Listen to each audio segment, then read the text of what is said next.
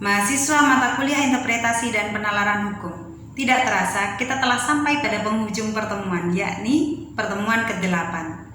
Saya berharap dari pertemuan-pertemuan yang lalu, saudara telah membaca dan memahami dengan baik materi-materi yang telah disediakan. Dan juga saudara telah menyelesaikan tugas-tugas yang telah diberikan, baik itu tugas 1, 2, 3, diskusi, dan juga tes formatif. Sehingga nilai yang saudara dapatkan pada mata kuliah ini diberikan secara maksimal. Nah, pada akhir sesi ini kita akan belajar mengenai dasar pertimbangan hakim dalam memutus suatu perkara. Ada beberapa metode yang digunakan oleh hakim, yakni diantaranya adalah metode obiter dicta dan juga ratio decidendi. Nah, metode obiter dicta biasanya digunakan oleh hakim dalam menilai suatu perkara yang tidak didasarkan langsung oleh fakta-fakta di pengadilan. Biasanya hal tersebut berdasarkan oleh pemahaman atau keyakinan hakim terhadap sesuatu yang hal tersebut menunjang terhadap perkara tersebut. Nah, penilaian hakim berdasarkan obiter dicta ini biasanya tidak kita temukan di dalam pertimbangan hakim dalam sebuah putusan, karena hal tersebut tidak dimuat secara langsung di dalam suatu putusan.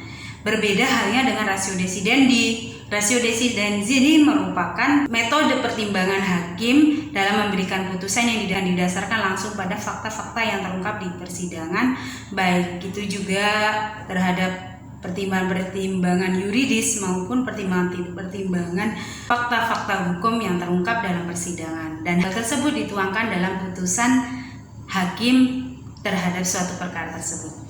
Nah, lebih jelasnya dapat saudara pahami dalam buku Ajar Mata Kuliah Interpretasi dan Penalaran Hukum.